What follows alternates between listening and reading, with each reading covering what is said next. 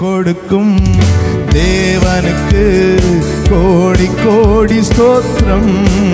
எனக்கு வாழ்வளிக்கும் இயேசு ராஜாவுக்கு வாழ்நாள் எல்லாம் ஸ்தோத்திரம். Praise the Lord. கர்த்தருடைய மகா பரிசுத்த நாமம் மகிமையடைவதாக. இந்த ஜெயத்து நேர நிகழ்ச்சிக்கு உங்களை அனைவரையும் இயேசு கிறிஸ்துவ நாமத்தினாலே வாழ்த்தி வரவேற்கிறேன். சற்று நேர சிந்தனைக்காக நம்ம எடுத்துக்கொண்ட வேதபகுதி யாத்திராகமம் 20ஆம் அதிகாரம் 24ஆம் வசனத்தின் பிற்பகுதி.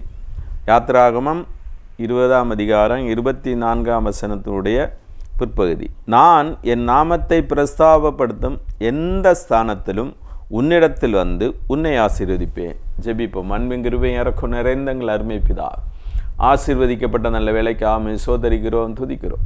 கர்த்தாவே, உம்முடைய சமூகத்தில் வந்து உம்முடைய வசனத்தை தியானிக்க தந்த கிருபைகளுக்காக சோதரிக்கிறோம். இப்போது இந்த வசனத்தின் மூலமாக தேவரீதாமே எங்களோடு பேச வேணுமா ஜெபிக்கிறோம்.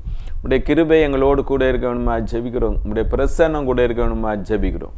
நீங்கள் தாமே இந்த இடத்துல வந்து எங்களை ஆசீர்வதிக்க வேணுமா ஜெபிக்கிறோம். எங்களை தாழ்த்தி உம்முடைய சமூகத்தில் தருகிறோம். சகல துதிக நன்மை எல்லாம் உமக்கே செலுத்துகிறோம். இயேசுவின் மூலம் ஜெபங்கள் அன்பு நிறைந்த பரமபிதாவே, ஆமென். என் நாமத்தை பிரஸ்தாபப்படுத்துகிற எந்த ஸ்தானத்திலும் உன்னிடத்தில் வந்து உன்னை ஆசீர்வதிப்பேன். கர்த்தருடைய பரிசுத்த நாமம் மகிமை அடைவதா.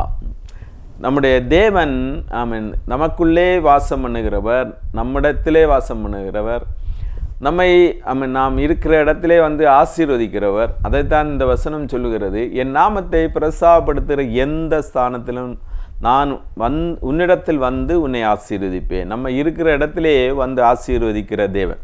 அப்படி வந்து தேவன் நம்மை விரும்புகிற தேவன் தான். ஆமென். தேவன் நம்மிடத்தில் அன்பாக இருக்கிறார். தேவன் நம்மிடத்தில் அன்பை எதிர்பார்க்கிறார். தேவனை நாம் துதிப்பதையும் எதிர்பார்க்கிறார். மனிதன் தேவனை ஆராதிப்பதற்காக ஏற்படுத்தப்பட்டவன். பரலோகத்தில் எப்போதும் ஆராதனை தான் நடந்து கொண்டு இருக்கிறது.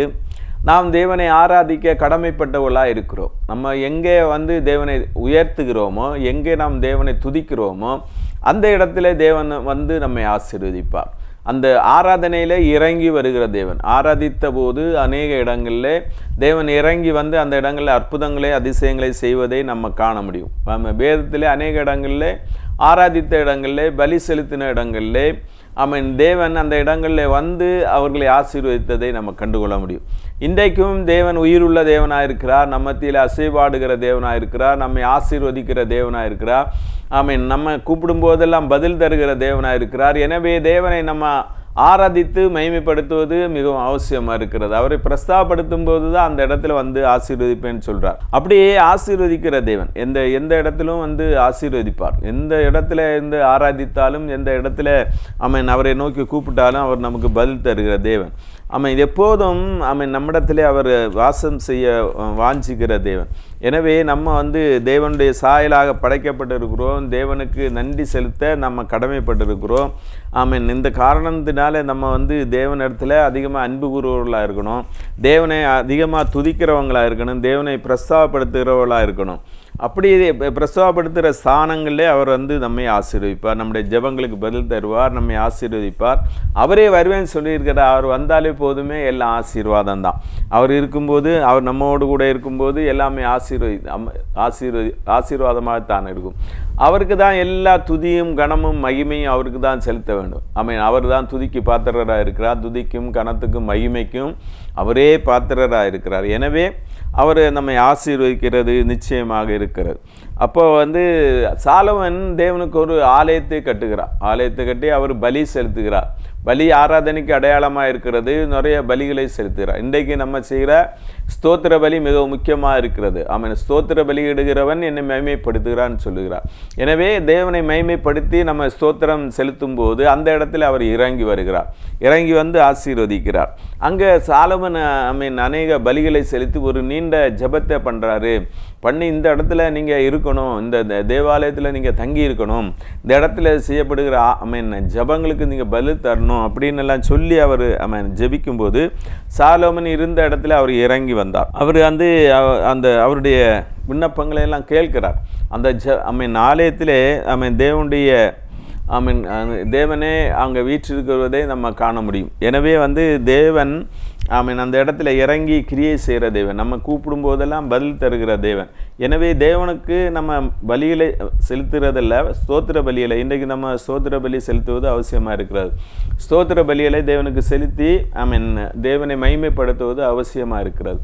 எனவே இந்த இடத்துல 2 நாளாகமம் 7:15 வாசிக்கும்போது, இந்த ஸ்தலத்தில் செய்யப்படும் ஜெபத்திற்கு என் கண்கள் திறந்தவைகளும் என் செவிகள் கவனிக்கிறதுமாய் இருக்கும் அப்படின்னு சொல்கிறார். பலி செலுத்தி தேவனை நோக்கி கூப்பிட்ட போது தேவனே அந்த இடத்துல பதில் கொடுக்கிறவராக இருக்கிறார், ஜெபத்துக்கு பதில் கொடுக்கிறவராக இருக்கிறார். அந்த தேவன் சர்வ வல்லமுள்ள தேவன், எங்கேயும் வாசம் பண்ணுகிற தேவன், துதிகளை மத்தியிலே வாசம் பண்ணுகிற தேவனாக இருக்கிறார். எனவே எந்த இடத்துல நம்ம துதிக்கிறோமோ, தேவனை மகிமைப்படுத்துகிறோமோ, அந்த இடத்துல எல்லாம் நமக்கு பதில் தருகிற தேவன். அப்போ அந்த சாலோமோனுடைய ஜெபத்துக்கு எப்படி பதில் கொடுக்குறாருன்னா, நான் எங்கே கூப்பிட்டாலும் நீங்கள் வரணும், ஆசீர்வதிக்கணும் அப்படின்னு சொல்லி ஜெபித்த போது அப்படி சொல்கிறாரு, இந்த ஸ்தலத்தில் செய்யப்படும் ஜெபத்திற்கு என் கண்கள் திறந்தவைகளும் என் செவிகள் கவனிக்கிறவர்களாக இருக்கும். தேவனுடைய பிரசன்னம் அந்த ஆலயத்திலே இருக்கிறது. நம்ம கூடி வருகிற ஆலயத்திலே தேவனுடைய பிரசன்னம் இருக்கிறது. அதை நம்ம உணர்ந்து கொள்ள வேண்டும். தேவன் மனுஷர்கள் மத்தியிலே வாசம் பண்ணுகிற தேவன். தேவன் அந்த ஆலயத்தை விரும்பினபடியால் நான் இங்கே வாசம் பண்ணுவேன்னு சொல்கிறார். அடுத்த வசனம் 2 நாளாகவும் 7:16 சொல்கிறது, என் நாமம் இந்த ஆலயத்தில் என்னென்றைக்கும் இருக்கும்படி நான் இதை தெரிந்து கொண்டு பரிசுத்தப்படுத்தினேன். என் கண்களும் என் இருதயமும் என்னாலும் இங்கேயே இருக்கிறது அப்படின்னு சொல்லியாச்சுன்னா, எருசலேமில் கட்டப்பட்ட அந்த தேவாலயம் எவ்வளவு மகிமை நிறைந்ததாக இருக்கிறது, தேவன் அதை எவ்வளவு விரும்புகிறார் என்பதை நம்ம அறிந்து கொள்ள வேண்டும். என் நாமம் இந்த ஆலயத்துக்கு என்னென்றைக்கும் இருக்கும்படி நான் இதை தெரிந்து கொண்டு பரிசுத்தப்படுத்தினேன். அந்த தேவாலயத்தை நான் பரிசுத்தப்படுத்தி வச்சிருக்கிறேன். தேவாலயத்துக்குள்ளே நம்முடைய இஷ்டப்படி போகக்கூடாது, நம்முடைய விருப்பப்படி போகக்கூடாது. ஒரு பயத்தோடும் நடுக்கத்தோடும் போகணும். நம்முடைய தேவனுடைய கிருபையினால தான் நம்ம தேவாலயத்துக்குள்ளே போகிறோம். தேவாலயத்துக்கு போகும்போது தேவன் அங்கே வாசம் பண்ணுகிறார் என்பதை நம்ம அறிந்து கொள்ள வேண்டும். அப்போ தேவன் நான் என்றென்றைக்கு இங்கே இருக்கும்படி இந்த இடத்தை நான் பரிசுத்தப்படுத்தி இருக்கிறேன். என் கண்களும் என் இருதயமும் இங்கே இருக்கும். இருதயம் இருக்கும், தேவனுடைய இருதயமே அந்த இடத்துல இருக்கும். அப்படின்னா அவர் அங்கே தான் வாசம் பண்ண விரும்புகிறார். அந்த இடத்தை தெரிந்து கொள்கிறார். சாலோமோன் விசேஷமாக பரிசுத்தப்படுத்தி அந்த ஆலயத்தை தேவனுக்கு என்று ஏற்படுத்தி தேவனுக்கு பிரசித்தி பண்ணின போது அது முற்றும் தேவனுக்கு சொந்தமானதாக மாறினோடனேயே அந்த இடத்துக்கு தேவன் அந்த இடத்துல வாசம் பண்ணுகிறவராக இருக்கிறார். பழைய ஏற்பாட்டில் அந்த ஆலயத்திலே தேவன் வாசம் பண்ணுகிறார். இந்த புதிய ஏற்பாட்டு காலத்திலும் ஆலயத்திலே தேவனுடைய மகிமை இருக்கிறது, தேவன் வாசம் பண்ணுகிறார். அதைவிட விசேஷமாக நம்மையே ஒப்பு கொடுக்கும்போது நம்முடைய சரீரம் தேவனுடைய ஆலயமாக இருக்கிறது. பரிசுத்த ஆவியானவர் வாசம் பண்ணுகிற ஆலயமாக இருக்கிறது. பரிசுத்த ஆவியானவர் நமக்குள்ளே வாசம் பண்ணும்போது நாம் அவருடைய ஆலயமாக இருக்கிறோம். அதை அவர் விரும்புகிறார். அந்த ஆலயத்தை அவர் விரும்புகிறார், நமக்குள்ளே வாசம் பண்ணுவதற்கு விரும்புகிறார். அந்த சபையே சபையார் இயேசுவை விட்டு வெளியே வந்துட்டாங்க. இயேசு அவங்கள விட்டு வெளியே போயிட்டார். நமக்குள்ளே பாவம் இருக்குமானால் தேவன் நம்மிடத்திலே வாசம் பண்ண முடியாது. நம்முடைய பாவங்களை எல்லாம் அறிக்கையிட்டு நம் பரிசுத்தமாகும்போது நம்முடைய பரிசுத்த இடத்திலே அவர் வாசம் பண்ணுகிறவராக இருக்கிறார். தேவன் நமக்குள்ளே வாசம் பண்ண விரும்புகிறதை அந்த வசனத்து மூலமாக நம்ம அறிந்து கொள்ள முடியும். அப்படி தேவன் வாசம் பண்ணுகிறதை நாம் விரும்ப வேணும். அவருடைய சிங்காசனத்துக்கு நம்முடைய இருதயத்துக்குள்ளே அவருடைய சிங்காசனம் இருக்கணும். அதைத்தான் அவர் விரும்புகிறார். வெளிப்படுத்தல் 3:20 சொல்லுகிறது, இதோ வாசல் படியிலே நின்று தட்டுகிறேன். ஒருவன் என் சத்தத்தை கேட்டு கதவை திறந்தால் அவனிடத்தில் நான் பிரவேசித்து அவனோட போஜனம் பண்ணுவேன், அவனும் என்னோடு போஜனம் பண்ணுவான். இது தனி மனிதனுக்காக சொல்லப்படுகிறது. இதே மாதிரி தான் அந்த ஆலயத்திலையும் அப்படி தான். ஆலயம் தேவனுடைய மகிமை வாசம் பண்ணுகிற இடமாக இருக்கிறபடினாலே ஆலயத்தை நம்ம இப்போவும் பரிசுத்தப்படுத்தி வைத்திருக்கணும். அந்த லவோதோக்கிய சபையினர் எல்லாம் பெரிய அளவில் நடக்குது. அங்கே பெரிய ஐஸ்வர்யம் எல்லாம் இருக்கிற மாதிரி இருக்குது. பெரிய ஐஸ்வர்ய சம்மனர மாதிரி இருக்கிறாங்க. ஆனால் அங்கே ஒன்றுமே கிடையாது. தேவன் விரும்புகிற காரியம் ஒன்றுமே கிடையாது. பாவம் இருக்கிறது, அசுத்தம் இருக்கிறது, தேவன் விரும்பாத காரியம் இருக்கிறது. எனவே தேவனே வெளியே வந்துட்டார். ஆனால் அதனால தான் சொல்கிறாரு, நான் அப்படியே விட்டுட்டு போக விரும்பலை, உன்னை அப்படியே விட விரும்பலை, நீ திரும்பி என்னிடத்தில் வா, இதோ உன்னுடைய வாசல் படியிலே நின்று தட்டுகிறேன், உன்னுடைய இதய கதவை தட்டுகிறேன். திறந்து தந்தால் தான் தேவன் உள்ளே வருவார். அவர் ஃபோர்ஸ் பண்ணி வரமாட்டார். சாத்தான் ஈஸியாக வந்துடுவான். நம்மளுடைய பாவம் நமக்குள்ளே இருக்குமானால் சாத்தான் அந்த இடைவெளியை பயன்படுத்தி நமக்குள்ளே வந்துடுவான். ஆனால் தேவன் நம்மளை ஃபோர்ஸ் பண்ணி வரமாட்டார். அவர் இப்போ தட்டிகிட்டே இருக்கிறார். வசனத்தை சொல்லுவார், ஆமீன், அது என்ன திரும்ப கட்டுறேன், நீ திரும்பி வா என்று அழைக்கிறார். ஆமீன். அது அதாவது நான் தட்டிகிட்டே இருக்கிறேன், உனக்கு உணர்வை தந்து கொண்டு இருக்கிறேன், உணர்த்தி கொண்டே இருக்கிறேன், உன்னுடைய பாவத்தை உணர்த்துகிறேன், நான் உன்னுடனே வாசம் பண்ண முடியாத காரணத்தை உனக்கு உணர்த்துகிறேன், நீ விழுந்து போனதை உனக்கு உணர்த்துகிறேன், எனவே நீ திரும்பி வா, நீ பெரிய ஐஸ்வர்ய சம்பனனை போல பாசாங்கு பண்ணி கொண்டு இருக்கக்கூடாது, என்னிடத்தில் திரும்பி வா, அப்பொழுது உன்னை திரும்ப கட்டுவேன்னு சொல்கிறார். அப்போ அது என்ன சொல்கிறார், வாசல் படியிலே நின்று தட்டிகிட்டே இருக்கிறேன், கதவை திறன்னு சொல்கிறார். கதவை திறக்கணும்னா நம்மிடத்தில் இருக்கிற பாவங்கள், அசுத்தங்கள், சாத்தானுடைய கிரியல் இதெல்லாம் வெளியே போனாச்சுன்னா அவர் வந்துடுவார். சாத்தானுடைய சிங்காசனம் நமக்குள்ளே இருக்கிறதான்னு பார்க்கணும். சாத்தானுக்கு பிரியமான காரியம் என்னெல்லாம் நம்மிடத்தில் இருக்கிறதோ அப்போது தேவன் நமக்குள்ளே வர முடியாது. அதனால தான் அவர் வெளியே போனார். அதை உணர்ந்து அவர் பாவி மனம் திரும்புவதை தான் பரலோக ராஜ்யம் மிகவும் அவசியமாக கருதுகிறார். அப்பொழுது தான் பரலோக ராஜ்யத்திலே மிகுந்த சந்தோஷம் உண்டாகிறது. எனவே நம்முடைய இருதயத்தில் உள்ள அசுத்தங்களை தேவனுடைய சமூகத்தில் அறிக்கையிட்டு இயேசு இரத்தத்தினால் கழுவப்படும் போது நாம் தேவனுடைய பிள்ளைகளாக மாறுகிறோம். அப்போ தான் இயேசு உள்ளே வர முடியும். எனவே நமக்குள்ளே சிங்காசனம் இட்டு அமர்ந்திருப்பதற்கு தான் தேவன் விரும்புகிறார். இன்று இந்த வார்த்தையை கேட்டு கொண்டிருக்கிறார். நீங்கள் யாராக இருந்தாலும் இயேசு நமக்குள்ளே இருக்கிறாரா, நம்முடைய ஆதிலே இருந்த அன்பு நமக்குள்ளே இருக்கிறதா, இயேசுக்கும் நமக்கு நல்ல உறவு இருக்கிறதா, அல்லது சாத்தான் நம்மை ஆளுகை செய்கிறானா, இதை அறிந்து கொண்டு சாத்தானுக்கு எதிர்த்து நின்று போராடி சாத்தானை ஜெயித்து சாத்தானுடைய கிரியைகளை நம்மை விட்டு அகற்றி, பாவத்தின் கிரியைகளை நம்மை விட்டு அகற்றி இயேசு இரத்தத்தினாலே கழுவப்படும் போது இயேசு திரும்ப நமக்குள்ளே வாசம் பண்ணுகிறார். அப்படியே அவர் நமக்குள்ளே வாசம் பண்ணுனா என்ன நடக்கும்னு சொல்லியாச்சுன்னா, நான் உன்னோடு போஜனம் பண்ண, அவர் நம்மோடு பேசுகிற தேவன். நம்முடைய இருதயத்தில் அவர் பேச முடியும். நம்முடைய இருதயத்தில் அவர் பேசுகிற தேவனாக இருக்கிறார்.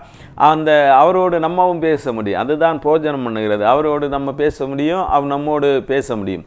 அவர் உயிரோடு இருக்கிற தேவன். இயேசு மரித்து உயிர்த்தெழுந்து சதா காலங்களும் உயிரோடு இருக்கிற தேவன். அவர் நம்மோடு பேசுவதற்கு வாஞ்சிக்கிறார், நம்மோடு உறவாடுவதற்கு வாஞ்சிக்கிறார், நம்மிடத்தில் அன்பு கூறுவதற்கு அவர் வாஞ்சிக்கிறார். நம்முடைய அன்பை அவர் எதிர்பார்க்கிறார், நம்முடைய கீழ்ப்படிதலை எதிர்பார்க்கிறார், அவருடைய சித்தம் செய்வதை எதிர்பார்க்கிறார். இதெல்லாம் எதிர்பார்த்து காத்து கொண்டிருக்கிறார். எனவே அப்படி நம்ம திரும்பி அவரிடத்தில் வர வேண்டிய அவசியம் இருக்கிறது. நம்முடைய இதய கதவை இன்றைக்கு திறப்போம். நம்மிடத்தில் என்ன குறை இருக்கிறது என்பதை அவரிடத்தில் அறிக்கை செய்து, எதனால் நம்ம தேவனை விட்டு பிரிந்திருக்கிறோம் என்பதை அறிந்து தேவனிடத்தில் திரும்பி வரும்போது அவர் நம்மை சேர்த்துக்கொள்கிற தேவனாக இருக்கிறார்.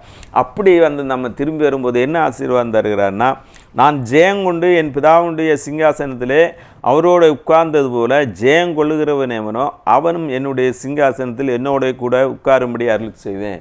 சிங்காசனத்தை தருவார், ஆளுகையை தருவார். பரலோக ராஜ்யத்தில் நம்ம போகும்போது இயேசு எப்படி உயிர்த்தெழுந்து எல்லாவற்றையும் ஜெயித்து, சாத்தானை ஜெயித்து, இந்த உலகத்தை ஜெயித்து, மாம்சத்தை ஜெயித்து, பாவங்களுக்காக அடிக்கப்பட்டு தேவனுக்கு கீழ்ப்படிந்து தேவனுடைய சித்தத்தை முழுமையாக நிறைவேற்றி தன்னை ரொம்ப தாழ்த்தி தேவனுக்கு ஒப்பு கொடுத்து தேவனுடைய சித்தத்தை முழுமையாக நிறைவேற்றி பூர்ணமான தேவ சித்தத்தை நிறைவேற்றி பிதாவுடைய வலது வருஷத்திலே சிங்காசனத்தில் எப்படி வீற்றிருக்கிறாரோ அப்படி ஜெயங்கொண்டு சாத்தானை ஜெயித்து, உலகத்தை ஜெயித்து, மாம்சத்தை ஜெயித்து தேவனத்தில் வருகிறவர்களுக்கு அவரோடு கூட உட்காரும்படி, அந்த சிங்காசனத்திலே அவரோடு கூட உட்காரும்படி அவர் கிரியை செய்கிற தேவனாக இருக்கிறார். இப்படியே இந்த உலகத்திலே நம்ம ஜெயம் கொள்ளுகிறவர்களாக இருக்கணும். அப்போ தான் தேவன் நம்மை ஆசீர்வதிக்க முடியும்.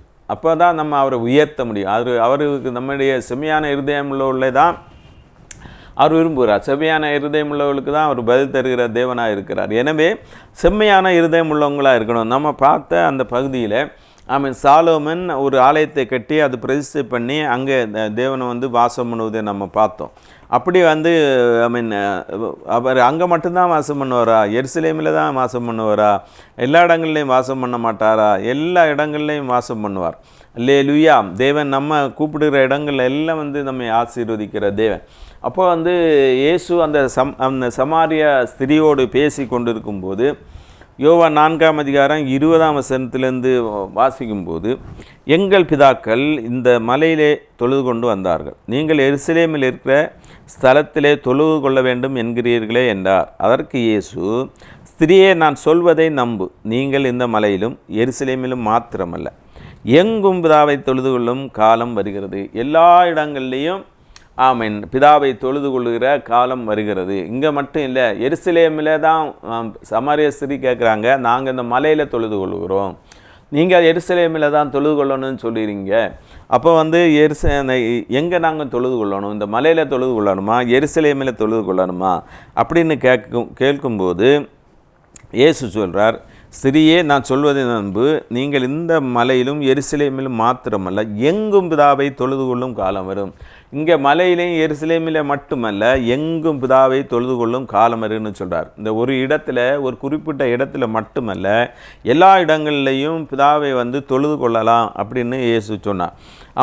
அந்த மல்கியா 1ஆம் அதிகாரம் 11ஆம் வசனம் சொல்லுகிறது, சூரியன் உதிக்கிற திசை தொடங்கி அது அஸ்தமிக்கிற திசை வரைக்கும் என் நாமம் ஜாதிகளுக்குள்ளே மகத்துவமாயிருக்கும். எல்லா இடங்களிலும் என் நாமத்துக்கு தூபமும் சுத்தமான காணிக்கையும் செலுத்தப்படும். என் நாமம் ஜாதிகளுக்குள்ளே மகத்துவமாயிருக்கும் என்று சேனையில் கர்த்தர் சொல்கிறார்.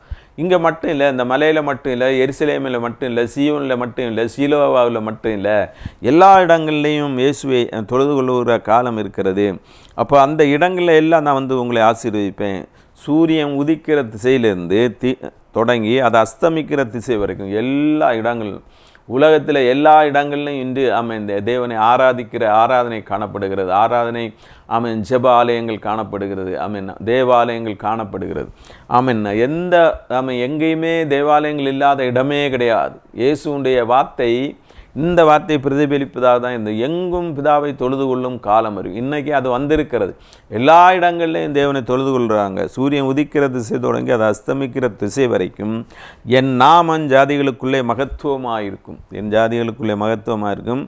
எல்லா இடங்களிலும் என் நாமத்துக்கு தூபமும் சுத்தமான காணிக்கையும் செலுத்தப்படும். என் நாமம் ஜாதிகளுக்குள்ளே மகத்துவமாக இருக்கும் என்று சேனையிலும் கர்த்தர் சொல்கிறார்.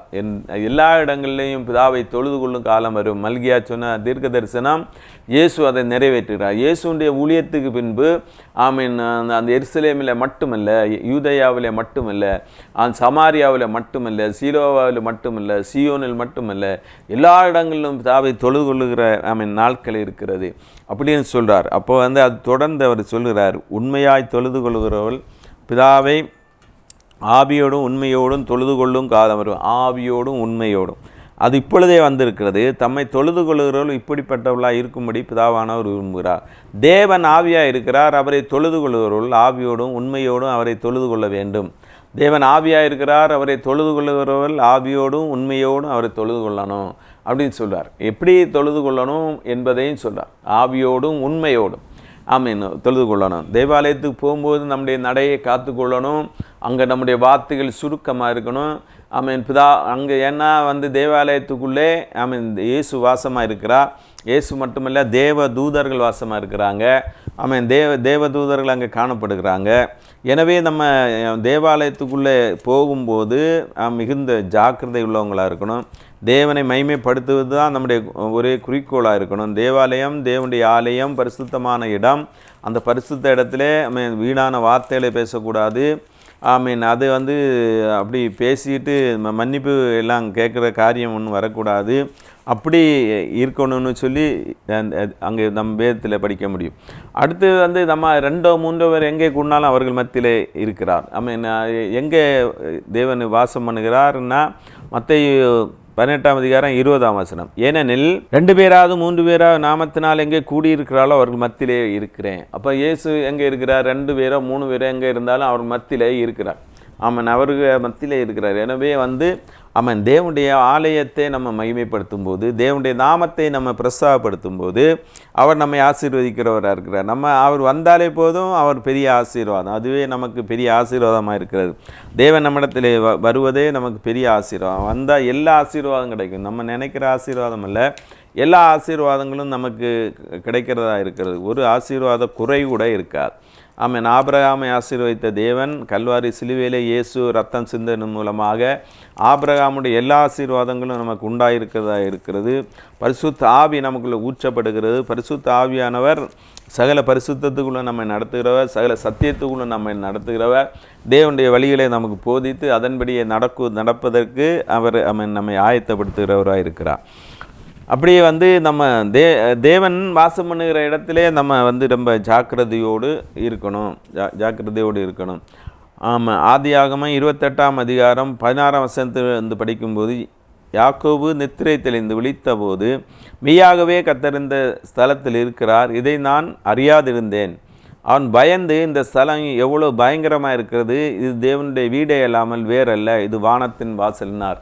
அவர் ஒன்றும் இல்லை, தனிமையில் இருக்கிறாரு. தனிமையில் அந்த வீட்டிலேருந்து ஓடி போயாச்சு, துரத்தி விட்டாங்க. போன போது அவர் அங்கே ஒரு தரிசனம் பார்த்தார், அதெல்லாம் நம்ம தெரியும். அப்போது இங்கே நித்திரை தெளிஞ்சு பார்க்கும்போது அதாவது இந்த உலகமே அவரை கைவிட்டாச்சு.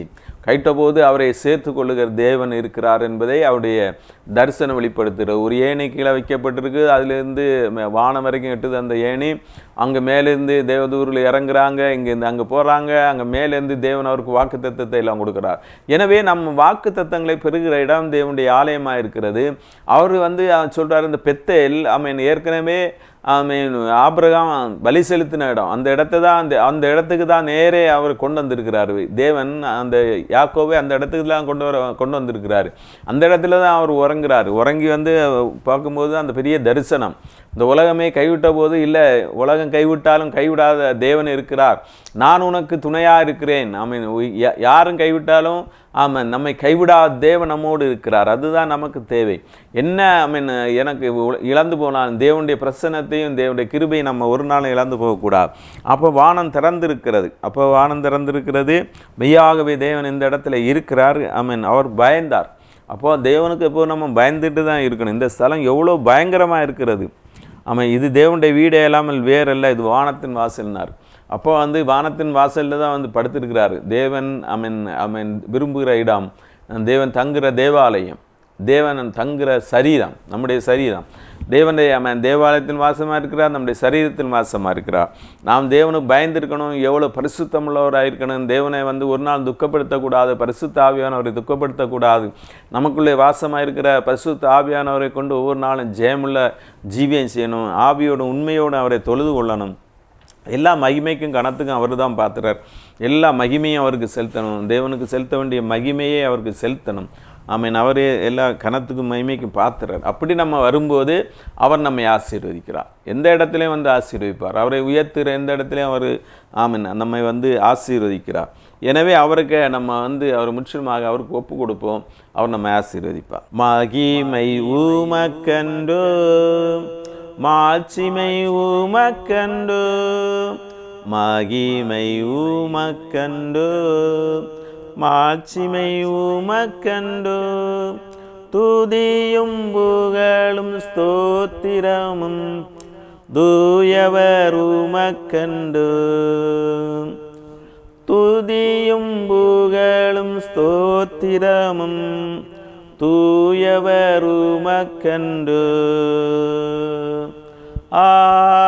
ஆராதனை ஆராதனை ஆராதனை ஆராதனை என் நண்பர் இயேசுவுக்கே, நண்பர் இயேசுவுக்கே, மகிமை உமக்கண்டோ, மாட்சிமை உமக்கண்டோ, மகிமை உமக்கண்டோ. விலையேற பெற்ற இரத்தத்தால் விடுதலை கொடுத்தீர், விலையேற பெற்ற இரத்தத்தால் விடுதலை கொடுத்தீர். ராஜாக்களாக லேவியராக உமக்கென தெரிந்து கொண்டீம். ராஜாக்களாக லேவியராக உமக்கென தெரிந்து கொண்டீம். ஆராதனை ஆராதனை ஆராதனை ஆராதனை என் நண்பரே சுவுக்கே என் நண்பரே சுவுக்கே மகிமை உமக்கண்டோ மாட்சிமை உமக்கண்டோ மகிமை உமக்கண்டோ. வழிகாட்டும் தீபம் துணையாளரே தேற்றும் தெய்வமே. வழிகாட்டும் தீபம் துணையாளரே தேற்றும் தெய்வமே. அன்பால் பலத்தால் அனன்மூட்டுமையா அபிஷேகநாதரே. அன்பால் பலத்தால் நல்மூட்டுமையா அபிஷேகநாதரே.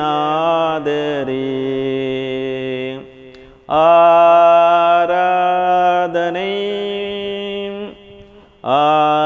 ஆராதனை ஆராதனை ஆராதனை என் நண்பரே சுவுக்கே என் நண்பரே சுவுக்கே மகிமை உமக்கண்டோ மாட்சிமை உமக்கண்டோ மகிமை உமக்கண்டோ. ஜெபிப்போம். அன்பும் கிருபையும் இரக்கம் நிறைந்தங்கள் அருமை பிதாவே, ஆசீர்வதிக்கப்பட்ட நல்ல வேலைக்காக சோத்தரிக்கிறோம், துதிக்கிறோம். கர்த்தாவே, உம்முடைய வசனத்து மூலமாக எங்களோடு பேசியிருக்கிறபடியாலுமே சோத்தரிக்கிறோம். உடைய நாமத்தை பிரஸ்தாபப்படுத்துகிற எந்த ஸ்தானத்தையும் நீர் வந்து எங்களை ஆசீர்வதிக்கிற தெய்வமாக இருக்கிறபடியாலுமே சோத்திரம். இப்போது இந்த வார்த்தையை கேட்ட ஒவ்வொரு மேலும் உடைய ஆசீர்வாதம் இறங்கி வரையணுமா ஜெபிக்கிறோம். ஒவ்வொருவரையும் ஆசீர்வதிங்க. ஒவ்வொருவருக்கும் தேவையான நன்மைகளை தேவன் கட்டளையிடணுமா ஜெபிக்கிறோம். தீமையான காரியங்களை எல்லாரையும் விலக்கி பாதுகாத்து கொள்ளுங்க. வியாதியாக இருக்கிறவர்களை தேவன் தாமை தொட்டு சுகமாக்க வேணுமா ஜெபிக்கிறோம். இப்போதே நம்முடைய வார்த்தையை அனுப்பி ஆஸ்பத்திரியிலும் வீடுகளிலும் வியாதியாக இருக்கிறவர்களை தொட்டு சுகமாக்க வேணுமா ஜெபிக்கிறோங்கத்தா. ஆமென். குழந்தை பாக்கியத்துக்காக இயங்கி கொண்டு இருக்கிறவர்களுக்கு தேவன் தாமை குழந்தை பாக்கியத்தை கட்டளையிட வேணுமா ஜெபிக்கிறோம். ஆமீன். கடன் தொல்லையில் இருக்கிறவர்களே தேவன் தாமே ஹல்லேலூயா கடன் தொல்லையிலிருந்து மீட்டு அவர்களை ஆசீர்வதிக்க வேணுமா ஜெபிக்கிறோம். கடன் கொடுக்கிறவர்களா மாற்ற வேணுமா ஜெபிக்கிறோம். விதவைகளையும் கேட்ட பிள்ளைகளையும் ஆதரிக்க வேணுமா ஜெபிக்கிறோம். அவளுக்கு தேவையான எல்லாவற்றையும் தேவன் தாமே கொடுக்க வேணுமா ஜெபிக்கிறோங்கத்தா. இப்படி ஊழியங்களை ஆசீர்வதிக்க வேணுமா ஜெபிக்கிறோம். ஊழியங்கள் வல்லமையாக செய்யப்பட தேவன் இறக்கம் செய்யணுமா ஜெபிக்கிறோம். ஊழியர்களை இன்னும் வல்லமையாக பயன்படுத்த வேணுமா ஜெபிக்கிறோங்கத்தா. இந்த வார்த்தையை கேட்ட ஒவ்வொருவரையும் தேவன் தாமே ஆசீர்வதிப்பீரா. எல்லா தீமைகளுக்கும் விலைக்கு பாதுகாத்துள்ளோம். ஆமீன். இந்த வார்த்தையின் மூலமாக தேவன் தாமே ஒவ்வொருவரோடு இடைவிட வேணுமா ஜெபிக்கிறோம். ஒரு இருதயத்தில் இந்த வார்த்தைகளை பேசி கொண்டிருக்க வேணுமா ஜெபிக்கிறோங்கத்தா. இதாமே பெரிய காரியங்களை செய்யுங்க. எங்களை முற்றிலும் ஆட்கொள்ள வேணுமா ஜெபிக்கிறோம். எங்களை தாழ்த்தி உடைய சமத்தில் தருகிறோம். சகல துதியானமை மேல் நமக்கே செலுத்துகிறோம். இயேசுவின் மூலம் ஜெபங்கள் அன்பிறந்த பரமபிதாவே. ஆமென்.